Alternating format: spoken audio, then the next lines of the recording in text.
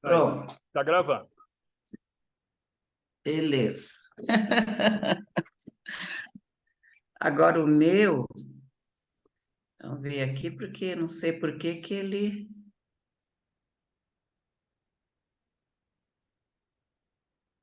Tá.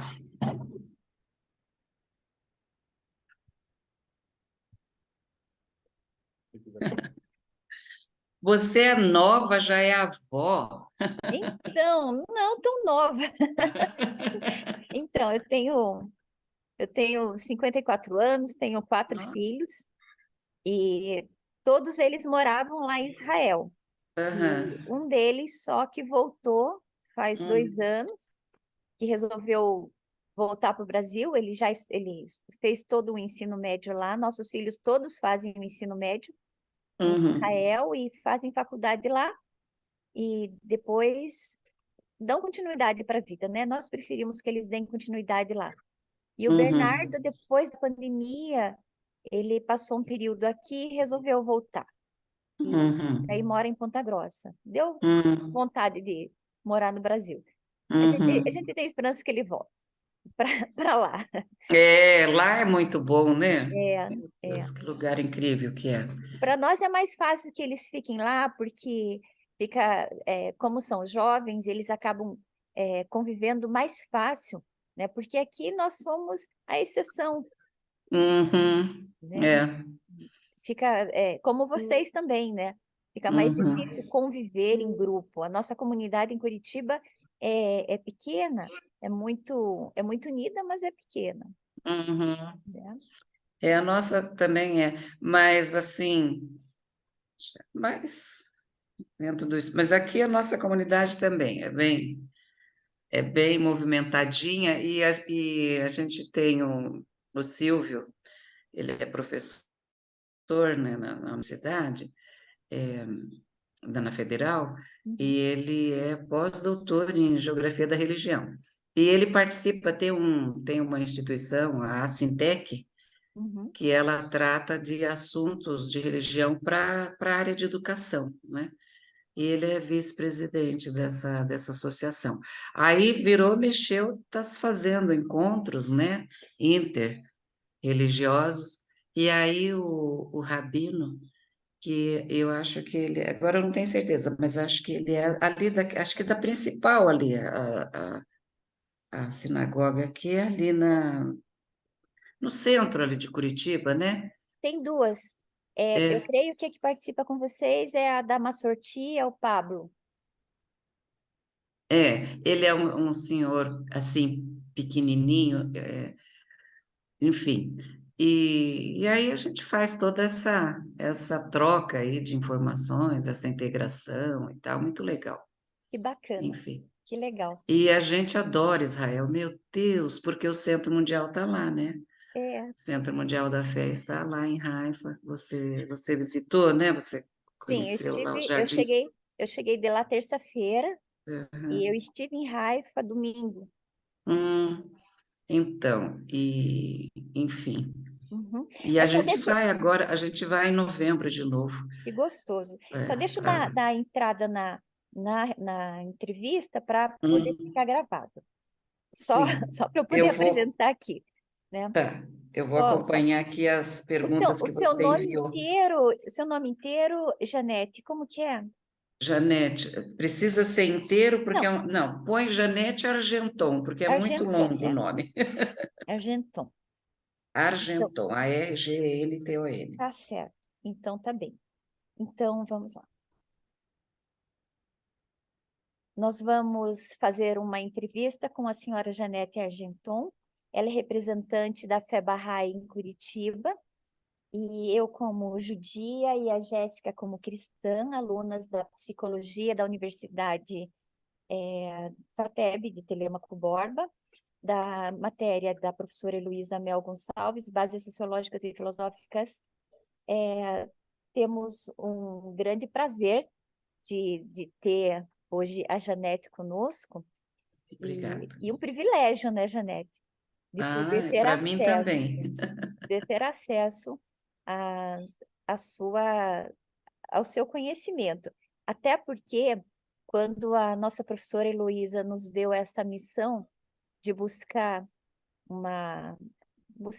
a base sociológica diferente da nossa, é bem interessante, porque o Brasil é cristão, né? E ela Na deixou sua bem claro, maioria.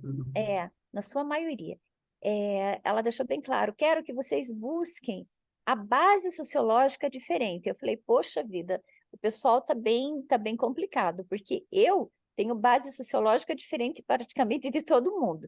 Se eu quiser, eu faço com cristão, já estou feito o meu trabalho, não é? Mas a Uhum. minha parceira de grupo, ela é cristã. Então, se ela fizesse comigo, mas não poderia, né? E nós também não poderíamos fazer, então, com uma base sociológica igual. E daí eu aproveitei e eu falei para ela, olha, eu vou para Israel e porque meu netinho ia nascer, vou tentar fazer lá.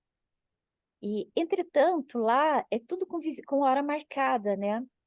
Tem que ter uma hora marcada, tinha que ter toda uma previsão. E eu fui assim, né? Eu fui num domingo, porque Shabat até a gente não faz isso. Uhum. Eu fui cedo, eu falei, não, vou bem cedo para tentar conversar com algum Bahá'í. E apesar de ir em Haifa, tudo, não tinha tido oportunidade. Primeiro, Janete, eu acho que é um dos lugares mais bonitos que eu já vi na vida. É verdade. É muito O lindo. Jardim Bahá'í, eu acho que é assim que fala, né? Ele Uhum. é encantador. Acho que todo mundo deveria fazer esse passeio. É maravilhoso você ver Haifa lá de cima, ver todo aquele jardim, aquelas flores. É assim, não tem como você falar que aquilo é incrível. É maravilhoso, né? E, infelizmente, eu não tive como ter acesso a alguém a explicar. Daí que eu Ai, tive a ideia. Eu falei, não, chegando no Brasil, eu vou encontrar um Bahá'í para me mas que explicar. pena, porque ali na altura do sétimo patamar, Aham, porque você viu aquele santuário que tem uma cúpula dourada? sim. Então, então, entre a parte de cima e ali, passa uma avenida. Aí, naquela avenida, eu tenho acesso a um escritório que é justamente para quem está buscando informação. E ali dentro também é muito lindo. Ali você teria muitas informações. Eu não sei se você foi ali Nós naquela fomos, área. nós fomos até um pedaço, não pudemos ir até esse local, porque tinha que ser com hora marcada. Então, Porque aí tem uma visita guiada, é eu verdade. teria que ter marcado na quinta ou na sexta-feira, e meu filho Hum, que mora lá não sabia, ele já tinha ido outras hum. vezes, mas ele não sabia. Ele sabia sim que tinha que contratar um guia, alguma coisa assim, mas ele achou que a gente chegando lá poderia contratar, né? Não, mas não, lá tem guia, não tem, é Né? tudo gratuito, é uma pena realmente. É, Mas eu creio que se você tivesse mas ido, muito organizado, muito correto. sim, Uhum. uhum. É porque É, assim, em Israel tudo é muito organizado e muito é seguro. verdade. Existe uma questão de segurança, as pessoas têm que Sim. entender. Eu entendo perfeitamente. A Ah, gente é que do, bom, então, a gente fico é do povo, contente. a gente é do povo, a gente entende que tem que ter essa segurança, né? Sim.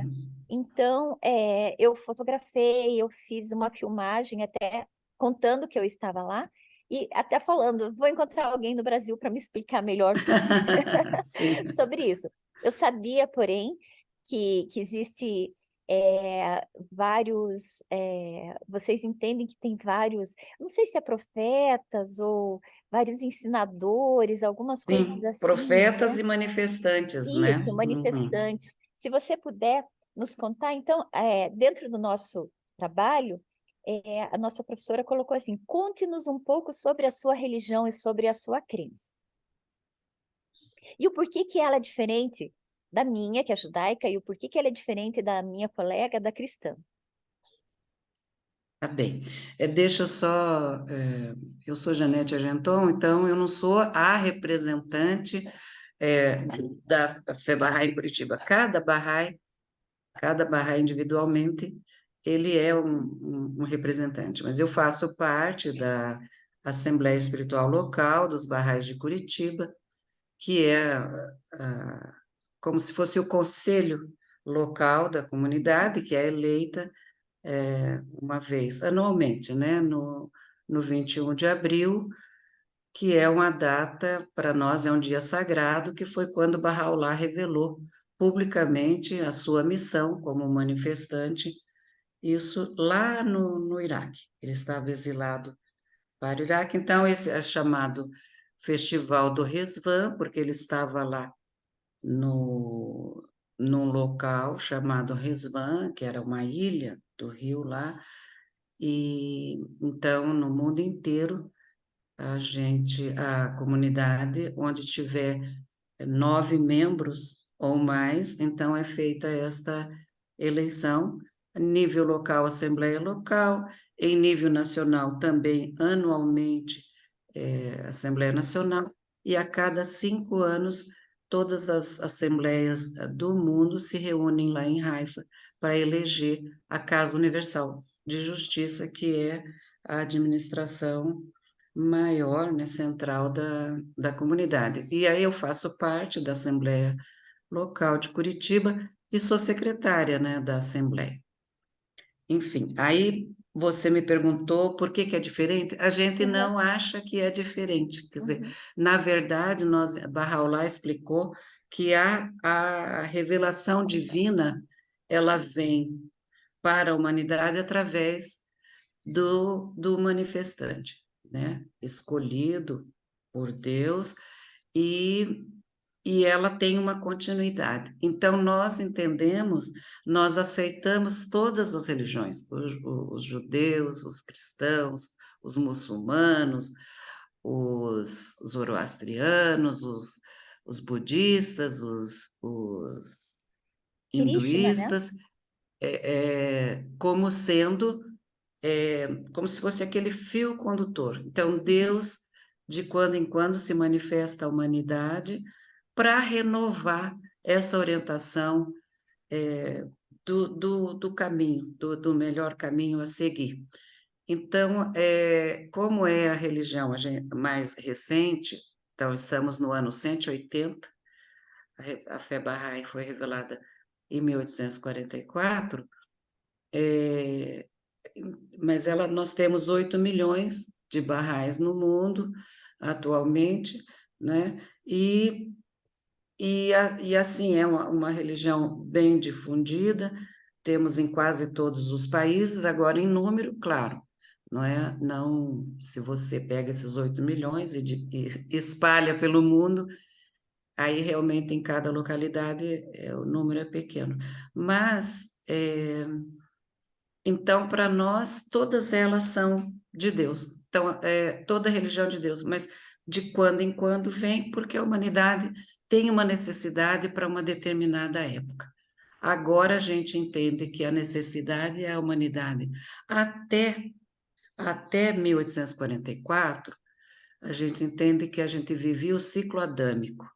Então, nesse ciclo adâmico, era o ciclo das profecias. Então, Jesus Cristo, Moisés, Buda, Zoroastro, Muhammad, eles tinham uma proposta de chegar ao dia em que a humanidade entenderia mais do que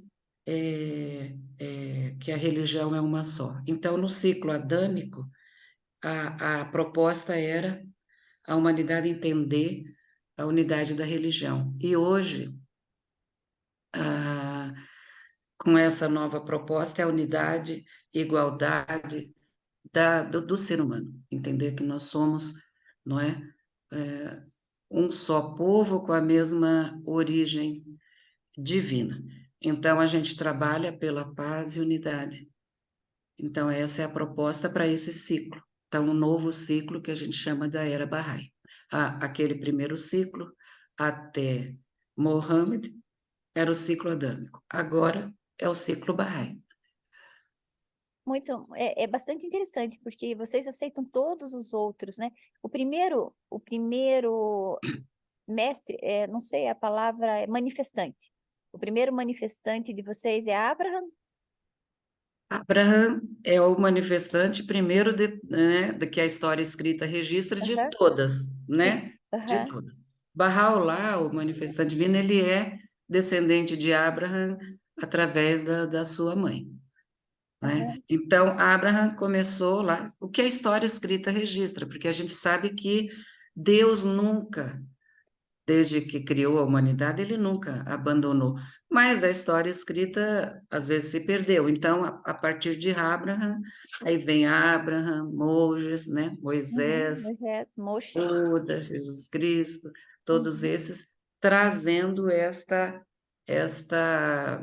orientação de que a religião é uma só.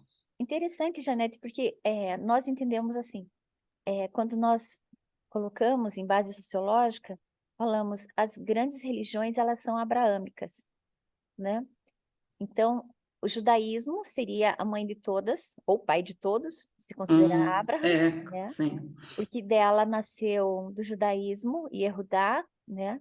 Nasce, então, o cristianismo, depois os muçulmanos, né? O Islã, e então o Bahá'í, como se fosse um fechamento disso tudo, né? Nós, judeus, com 5.783 anos, os Sim, cristãos com 2023, os muçulmanos com acho que 1.600.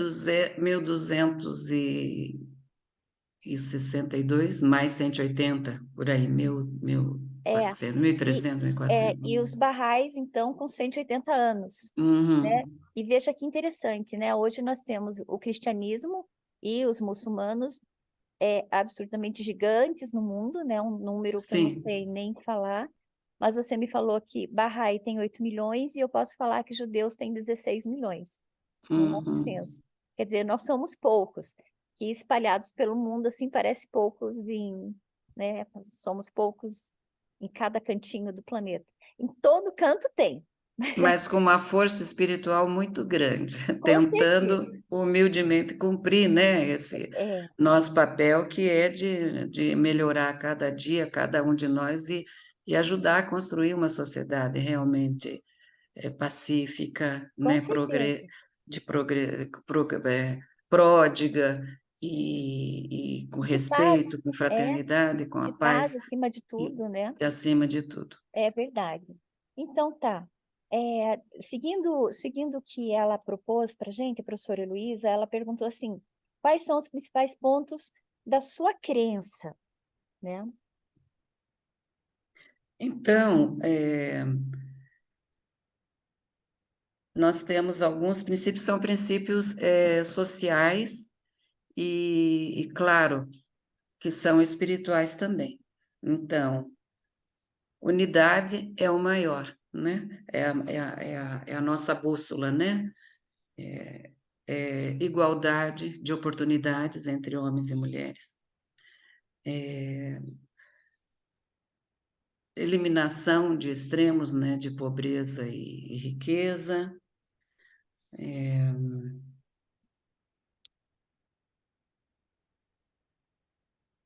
Paz, né? Paz universal,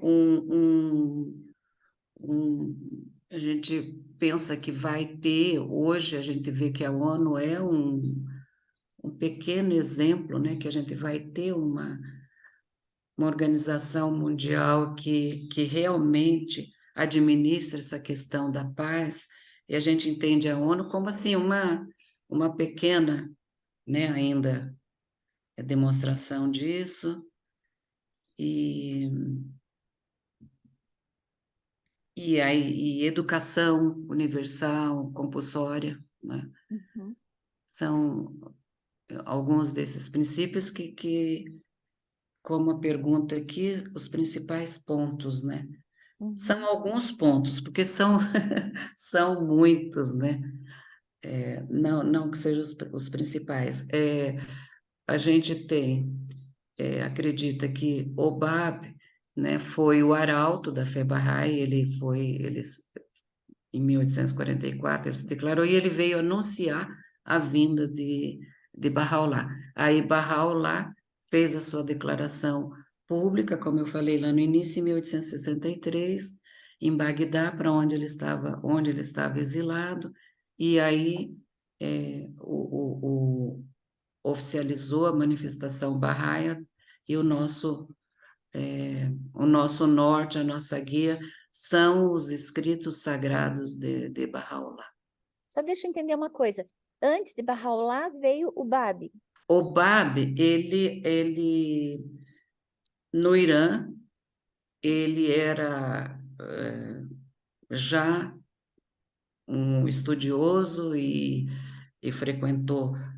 não frequentou porque desde criança ele tinha uma sabedoria inata, mas existia no Irã um movimento antigo de entender que estava vindo aí uma nova revelação. Aí o Bab, em 1844, se revelou e revelou escritos sagrados, mas a principal função dele foi anunciar que viria aquele que Deus tornaria manifesto, no caso Bahá'u'lláh. Bahá'u'lláh.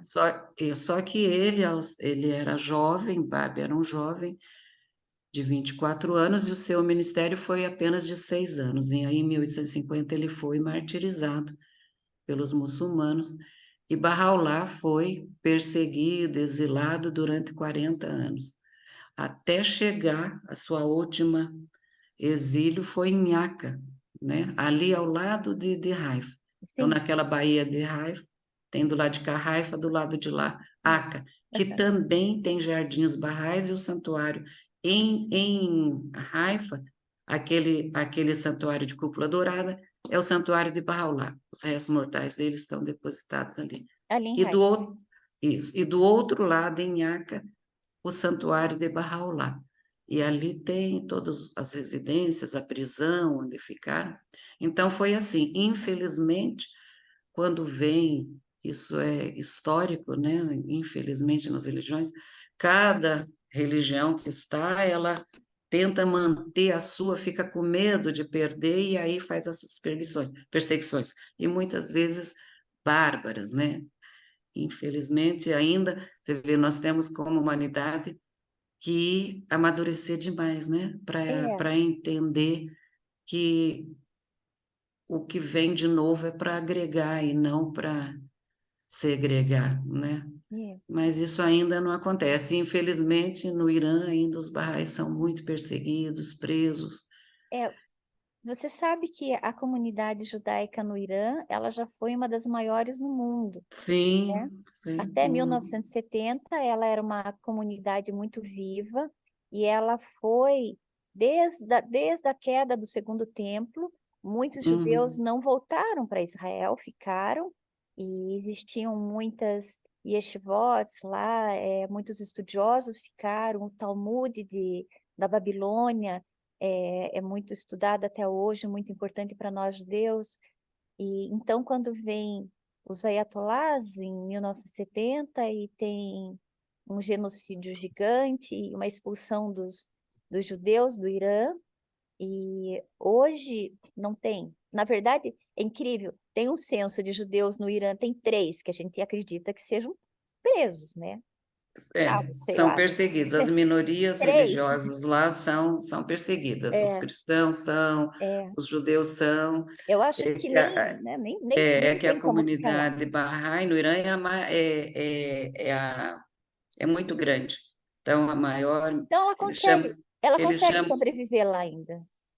só que é extremamente perseguida. Então, É. assim, atualmente, eles destituíram, quer dizer, os barrais não podem se reunir em assembleias, né? Como Hum. a Assembleia Nossa foi destituída, os 9 membros foram presos, alguns já morreram, foram libertados recentemente, mas foram aprisionados novamente. Os jovens estão impedidos de frequentar as universidades, enfim, é Claro que é complicado. complicado. Quando vocês, barrais, falam em equidade, justiça social, principalmente, eu dei uma lida sobre o direito das mulheres no Bahá'í, Sim, é amplo. No Islã não tem, né? Não tem direito das uhum, mulheres. No Irã não tem direito das mulheres. Então, como é, que uma Bahá'í vive lá, né? Como que, como que ela sobrevive naquele local? Né, tendo que é, cumprir, então, é, as normas do Islã. não, os barrais, eles não, um dos outros princípios barrais é a lealdade ao governo Uhum. do país onde você está. Lealdade é diferente de fidelidade. Então, assim, os barrais lá vivem conforme a sua, né, a sua cultura, o seu desejo, mas os barrais não se submetem ao véu, né, a cobrir o Uhum. rosto, e mas é leal, quer dizer, nenhum barrai se levanta contra o governo para fazer nenhuma manifestação contrária ou violenta, porque principalmente o nosso princípio é paz, né? Uhum. E mas vivem, sobrevivem. Eles têm uma fé, eu fico impressionada, uma fé assim inabalável. Então não levanta a mão, não levanta a espada contra, mas não arreda, né? Não, Não não. vamos sair daqui. O que eles querem lá é que quando eles aprisionam, a primeira coisa é assim, negue a sua fé. Não, nenhum Bahá'í consciente e tal nega.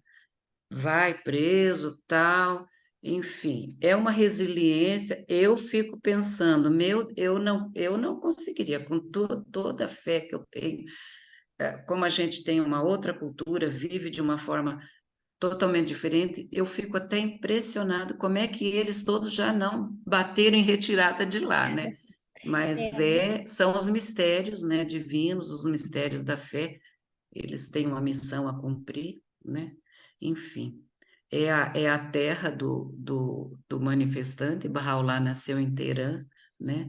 Então, é, é uma fé inabalável, infinita, que a gente que está aqui do outro lado, com liberdade, de professar nossa fé, né?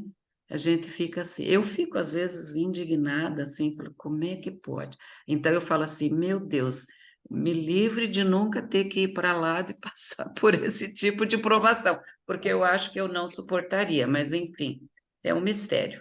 O Mas pessoal é sabe, muito forte, muito resiliente. eu acho que quando a gente, que Deus não nos permita passar por uma situação dessa, mas creio que com a fé que a gente tem, né, e com a crença que a gente tem, se nos colocarem à prova, nós seremos resilientes, né? Ah, sim, É, sim, cada um de nós tem o seu quinhão. Então, assim, é o que a assim, gente tem que orar e pedir a Deus é, é essa força no momento necessário, se né? tiver que enfrentar, Se tiver que a gente enfrentar, vai enfrentar, né? isso, Em nome daquilo que a gente acredita, a gente vai sim. enfrentar, não vai. Principalmente porque a gente professa uma crença que é maior que tudo no mundo, né? Uhum, Uma fé, a fé, porque o ser humano ainda vai entender que tudo na vida, pelo menos nesse planeta aqui, humano, depende de Deus.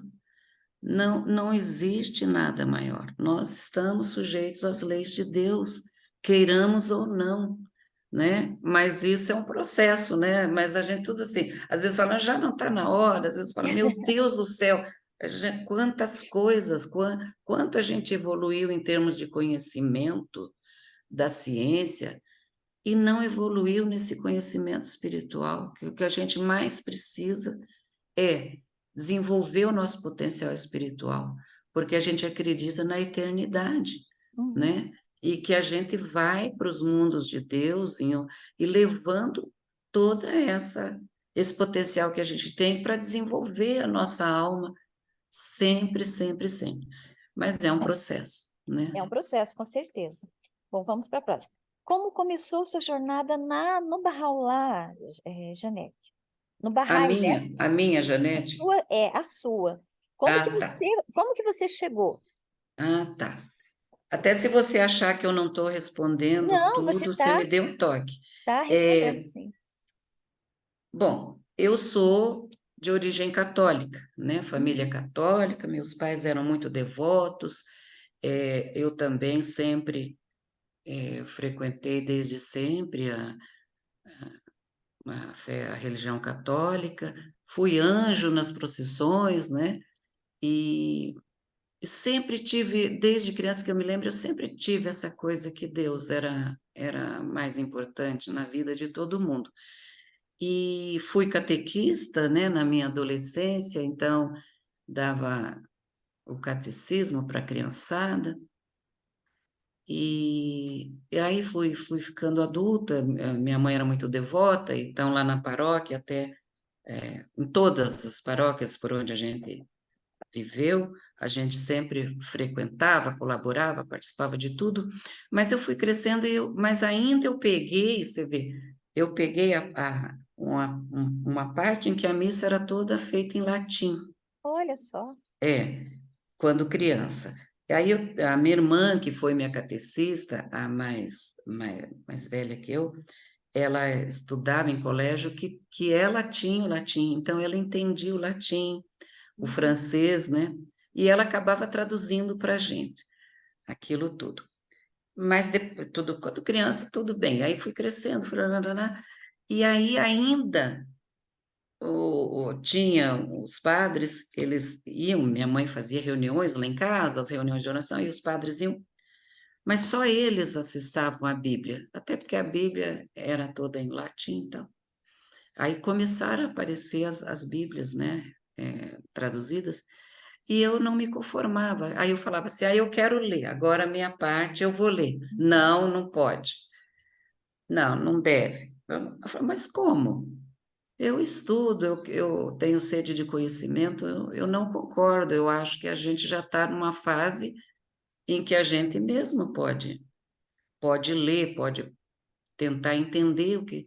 E eles não deixavam. E eu fui ficando meio indignada e eu dialogava com eles, tudo, e minha mãe ficava brava comigo, fica quieta, não sei o quê. Falando, não, não, isso está errado. E eu me lembro que quando eu comecei com isso, na verdade, lá eram os padres belgas, e jovens, assim, não jovenzinhos, mas não eram aqueles padres senhorzinhos, né? E eu dizia, eu não entendo, vocês vieram da Bélgica, um país que a gente entende que, em termos educacionais, é muito mais avançado que a gente. E como é que vocês podem ter essa visão? Eu concordava com isso. E eu fui ficando assim, indignada ao longo do tempo. Eu falava, não, tem que ter algo maior, não é possível. Nunca deixei de acreditar em Jesus Cristo, jamais. Mas começou aquela ânsia na busca por algo maior. Aí conheci o meu marido, começamos a namorar, e ele também, a mãe dele era católica, mas o pai, que aí eu não conheci, porque ele já havia falecido, era espírita. Então Uhum. ele tinha as duas vertentes dentro da mesma casa, e ele também tinha essa sensação de que tinha algo maior, enfim. E a gente sempre conversava sobre isso, blá, blá, blá, blá. Aí casamos, e aí e aí eu já estava assim, eu não ia mais, porque eu não concordava. Eu não ia mais assim na missa regularmente. Eu ia quando alguém convidava, quando tinha, né, uma especial, então a gente ia por atender a um convite, não. E ele também. E daí casamos, mudamos para Curitiba, que a gente morava no interior de São Paulo, mudamos para Curitiba, que eu, né, fui chamada para trabalho aqui. E E aí a gente estava preocupado, poxa, nós casamos, temos essa ânsia e a gente não está com religião nenhuma. Como pode isso, né? E por incrível que pareça, naquele ano, foi 1981, eu vim para a Secretaria de Estado do Paraná e ele veio com outro trabalho. E aí naquele ano, a secretaria ela estava se estruturando totalmente, inclusive interiorizando, né, que ela era muito centralizada, e aí veio gente do Brasil inteiro para cá, né, para formar as equipes profissionais, todo mundo profissionais, e daí foram formadas equipes, né, de supervisão, que a gente tinha que se deslocar para as regiões do interior, para as regionais, para estruturar, fazer treinamento, fazer avaliações das equipes também que estavam se formando. E aí, a minha equipe, onde tinham 9 pessoas. E 9 é o número Bahá'í, né? E 9 pessoas, mas eu até então não sabia de nada. E na equipe tinham 7 homens, 2 mulheres. E a gente se conhecia ainda meio que superficialmente, não, porque era tudo muito, muito novo aqui. Coincidentemente, a minha amiga, que tornou-se a minha mãe espiritual, era Bahá'í. Hum, Ela tinha vindo lá do Amapá com o marido, os filhos para cá, ele também, né, trabalhava numa multinacional, e ela veio para a secretaria, ela era enfermeira, a Sônia, e aí que eu conheci a Febraí, exatamente lá em Londrina. Eu fiquei deslumbrada quando ela me falou que a Fé Bahá'í tinha sido revelada por Bahá'u'lláh. É como se algo entrasse no topo da minha cabeça e entrou e tomou todo o meu corpo assim de energia, algo que eu até parei, que eu pensei que eu estava ficando maluca, que sensação é essa? Estranha, e ao mesmo tempo eu fui inundada por uma felicidade absoluta. Aí a gente estava indo para levar uns livros barrais, porque ia ter uma feira em Londrina, para uma família que ela também não conhecia e eram pioneiros barrais lá. E ela me convidou, falei, não, eu vou com você, né? Isso era à noite. Aí eu pedi para ela parar até ficar, esperar aquela sensação. Eu perguntei para ela, eu tô inchando, eu tô maluca, eu tô com cara de... Falou, não. Ela falou, nossa, você foi tocada pelo nome. E aí foi, e aí eu não vi a hora de voltar para contar para o meu marido, naquela época não tinha celular ainda, para contar para ele dessa nova descoberta. Aí à noite, foi uma semana, né, toda lá, então isso foi já no primeiro dia. Aí a gente trabalhava durante o dia, à noite a gente nem saía do hotel, porque lendo e perguntando, enfim, foi assim, foi maravilhoso. Aí eu voltei para Curitiba e disse para o meu marido, acordei, porque eu cheguei muito cedinho, né, gente? Cheguei em casa e falei, conheci uma religião, você quer conhecer? Ele disse, quero. Aí eu disse assim para ele, você mal estava acordado? Ele falou, não, porque você, cética como você era, questionadora como você, cética no sentido assim, de uhum, que não é qualquer coisa que, né, que eu já ia agarrando. E você chega tão entusiasmado, eu falei, e ele virou para o lado e dormiu, porque era muito cedo, o dia não tinha amanhecido ainda. Aí começamos a estudar, pesquisar, e a gente entendeu que era isso que a gente procurava. Isso já faz muito tempo, faz 40 anos já. que linda forma, que linda. É, Realmente é como uma revelação, né? Como uma uhum, coisa que você recebeu e é. que iluminou tua vida e que mudou e que a gente vê o quanto você é feliz falando, o quanto você se ilumina falando da Fé Bahá'í.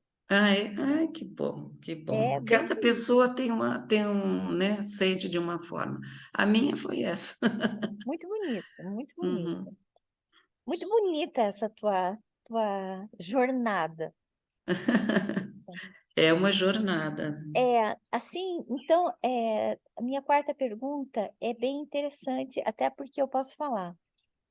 Se você já enfrentou alguma situação negativa relacionada à sua religião, sua crença, porque nós, judeus, a gente enfrenta diariamente situações negativas, às vezes, situações difíceis, né? Até porque o mundo nos impõe uma carga tão difícil, tão negativa, né? Parece-me que existe assim um esporte internacional, perseguir judeu.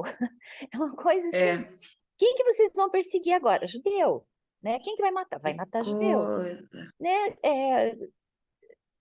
Olha assim, toda a Idade Média, quem que se perseguiu?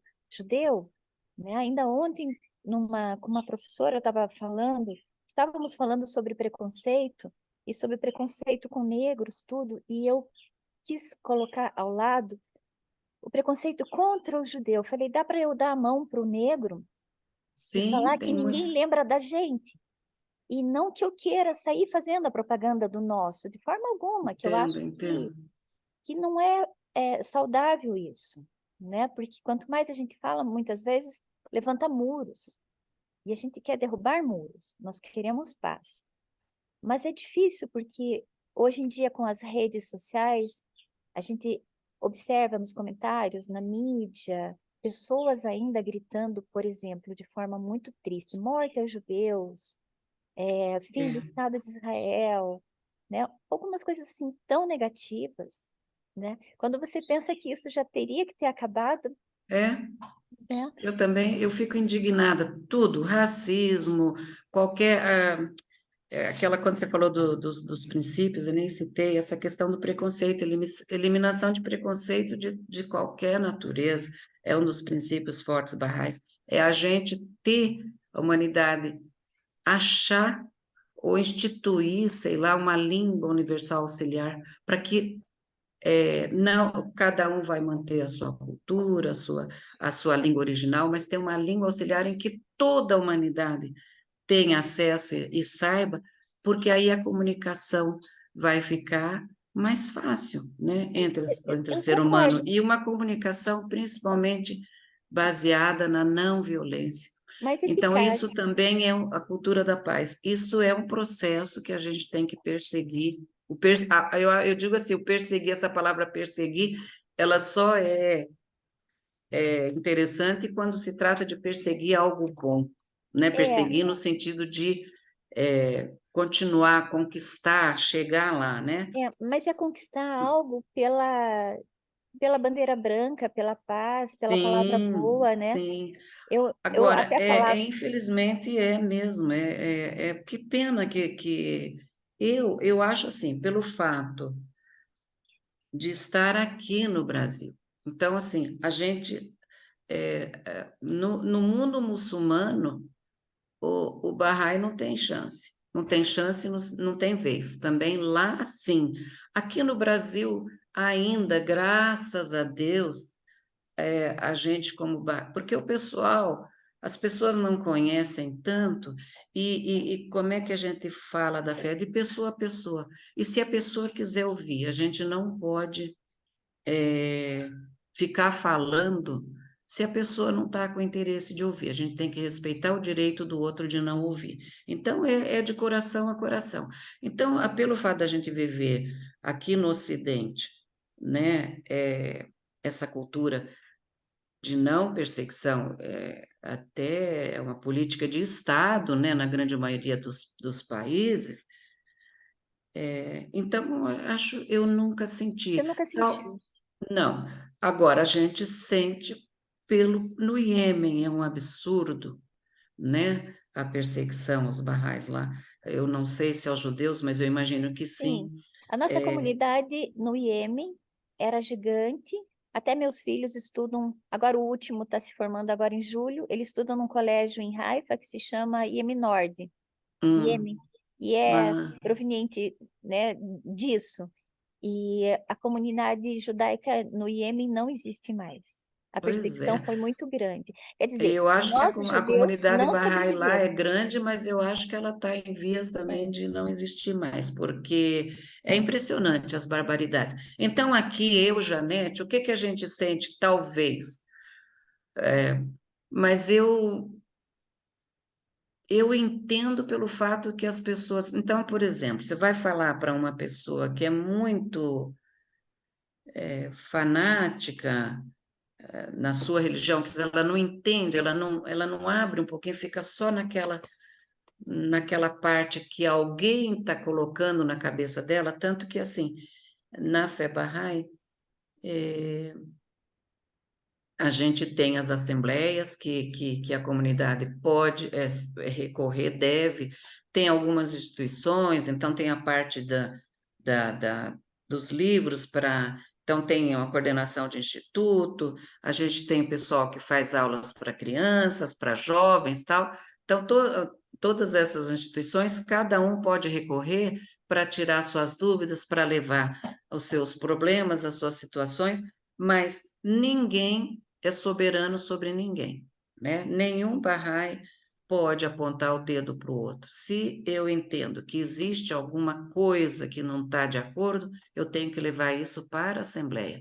E não eu ficar de dedo em cima daquele, aí a Assembleia vai analisar, vai avaliar e vai orientar conforme tem que ser. Então, às vezes, quando a pessoa às vezes até pergunta e você começa a falar, e aí ela começa a desdenhar. Eu fico eu acho, aí eu pego e falo, não, fica bem, pesquise, tal. Esse tipo de coisa, que é um pouquinho mais pela ignorância, né, do que realmente mas realmente, infelizmente, lá no Oriente, não, agora É, aqui não. Eu sou que muito bom. feliz como Bahá'í, muita gente não entende, às vezes fazem brincadeiras, e aí a gente brinca junto, porque não vale a pena você entrar em conflito e até para poder ficar disputando conhecimento ou querendo. Nós não podemos impor nada a ninguém. Cada pessoa é livre. Tem o livre-arbítrio, né, que foi deixado por Deus para a humanidade, que às vezes eu acho assim, está na hora de Deus vir, botar a mão aí e tirar um pouquinho esse direito do livre-arbítrio, porque pelo livre-arbítrio as pessoas fazem horrores, né? E em tempos de rede social, esse livre-arbítrio Nossa, o pessoal é fogo, né? virou Os uma haters, os confusão. famosos haters que a turma É, fala tanto, né? é, Mas a gente tem que deixar essas coisas de lado e seguir naquilo que a gente. segue, né? Bom, vamos para a quinta, que seria: que pontos positivos você percebe na fé Bahá'í? Nossa, Muitos, pelo tudo. jeito. Eu acho que eu acho que a fé Bahá'í veio para libertar a humanidade, né? E não é uma liberdade dessa. A liberdade a qualquer preço. Eu, eu, eu acho que tudo tem que ser racional, emocional e racional junto. É o equilíbrio. Agora é a época, esse é um dos princípios que a fé Bahá'í também traz. O equilíbrio entre a razão e a emoção, entre a religião e a ciência. Então, é uma liberdade com equilíbrio, uma liberdade de que eu posso professar, você pode professar, o outro pode professar, desde que esta sua atitude seja de amor, seja do bem, seja para o melhor de todos. Eu não posso mais ficar achando que eu tenho que ser bom só para mim. Tem que ser bom para mim e para o outro, né? A gente tem que se libertar desse egocentrismo de que tudo para mim, como tem um ditado aí popular que a turma fala sei lá, alguém, não me lembro quem falou aí no passado, para meus amigos, tudo, para os inimigos, a lei. E na fé Bahá'í a gente também nem entende como inimigo, entende como alguém que está pensando diferente. Agora, esse pensar diferente não pode levantar a mão da opressão, do ódio, da violência contra ninguém. Então, é, temos que vivenciar essa liberdade com equilíbrio, com amor, com fraternidade, com respeito, porque nós somos o ápice da cadeia da criação. O ser humano é o ápice. Nós somos a criação perfeita de Deus. Então, nós temos que procurar desenvolver isso. É um potencial que nós temos, cada um com a sua capacidade, mas sempre buscando essa progressão no sentido de que a gente traga mais luz para essa sociedade Uhum. humana, né? Então, Deixa eu só tirar uma é dúvida, isso que que a nem está gente aqui. acredita. Por exemplo, judeu não é proselitista. Nós Não não saímos podemos também. captando gente. Nem nós também. É igual cristão que sai evangelizando, captando. É. Muçulmano também sai querendo que todo mundo vire. Nós não somos assim. Vocês parecem que também não são. Não. Uhum. Imagine que a ideia Bahá'í toma conta do mundo. Que interessante, porque daí estaria tudo em paz. Vamos imaginar que isso acontecesse. Eu sendo judia, eu continuo sendo judia? É isso?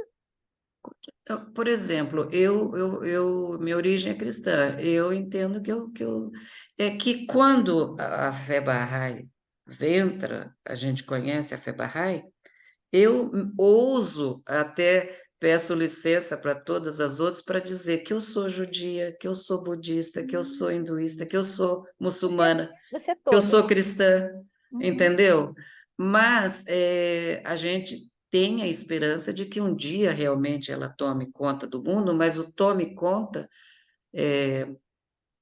no sentido assim de que os seus princípios sejam absorvidos por toda a humanidade, independente da sua crença, independente da sua origem, da sua condição social, né? Porque aí a gente acredita que quando a humanidade perceber esses princípios e perceber que existe uma continuidade, né, que ninguém precisa estar brigando com ninguém por conta de religião, porque a gente acredita que a religião é uma só, é aquela que vem de Deus e que ela progride sucessivamente, que a fé Bahá'í não é a última, né? Outras virão, Uhum. e que é como assim, mas você vai passar, a fé Bahá'í vai trazer a cultura Bahá'í, não. Não é trazer a cultura Bahá'í, é trazer os ensinamentos de Deus para essa época.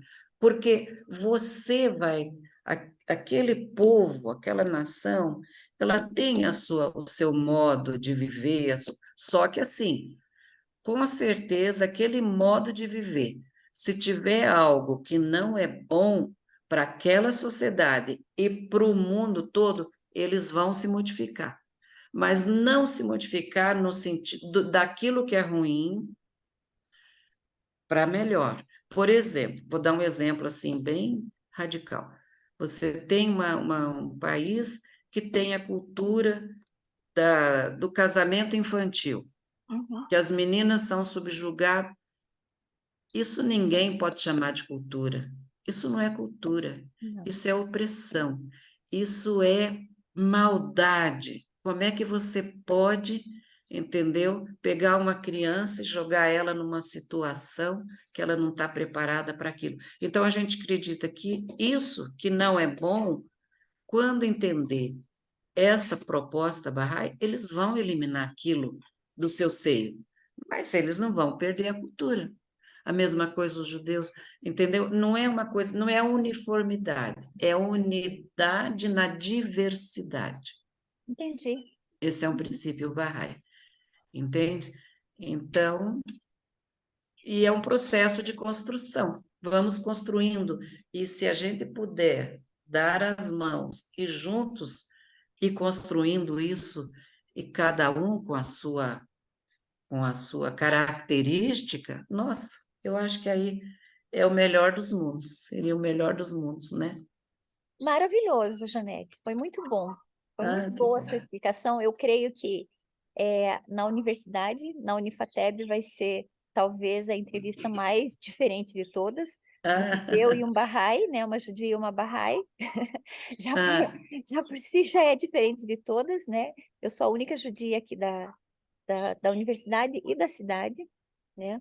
E a tua religião realmente é linda e muito diferente, muito diferente. obrigada, Eu obrigada. A sou sua muito. também é. A gente passa para você ver.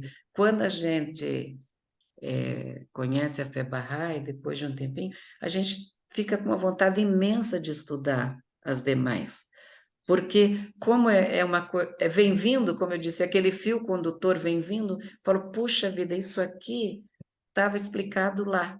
Então, claro que ninguém consegue conhecer tudo e nem ser expert em todas, mas um pouquinho, a essência daquela. Por que Bahá'u'lláh disse isso? Vamos voltar lá, isso tem a ver lá no judaísmo? Vamos ver por quê. Começou lá atrás, ou no cristianismo, entende? Então, é muito interessante. Eu acho que abre um pouco a nossa visão de mundo, inclusive.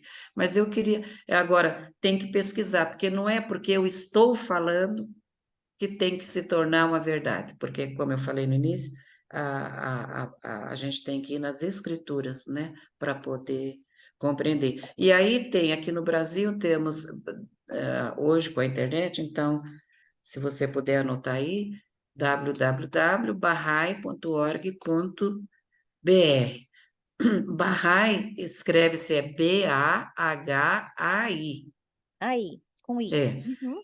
Na internet não tem acento nenhum, não precisa acentuação nenhuma, porque Bahá'í é B-A-H-A com acento agudo, apóstrofo I com acento agudo, Tá.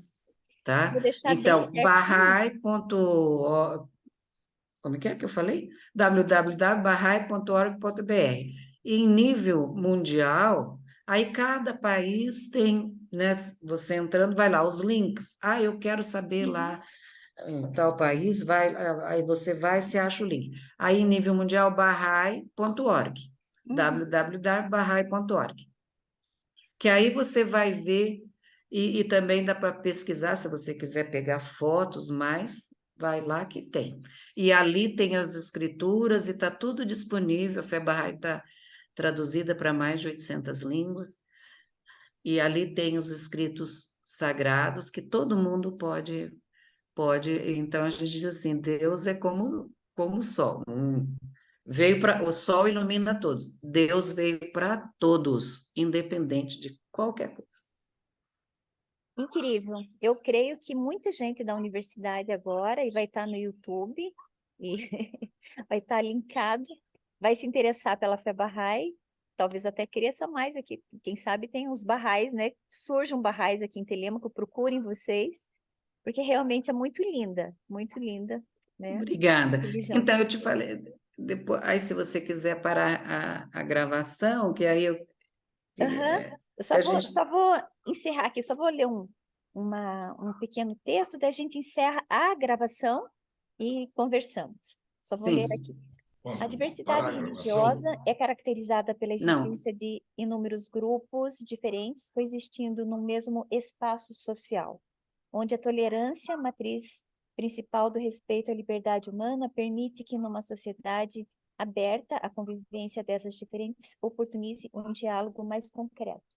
Nós entrevistamos a Janete Argenton, da religião da fé Bahá'í, e foi incrível, né? Nos ensinou bastante, nos oportunizou um conhecimento fantástico para a disciplina de sociologia da professora Heloísa Mel. Janete Argenton, muito obrigada por essa eu entrevista que e que a agradeço gente essa tenha muitas deferência de oportunidades. vocês terem escolhido a FEBARRAI para o trabalho e desejo que seja de sucesso, que a professora goste. Muito obrigada, muito obrigada. Pode desligar, bem. Desligou, pronto. Ele tem que autorizar aqui, para mim aparece ainda. Desligar a gravação. Record. Aqui está desligado já.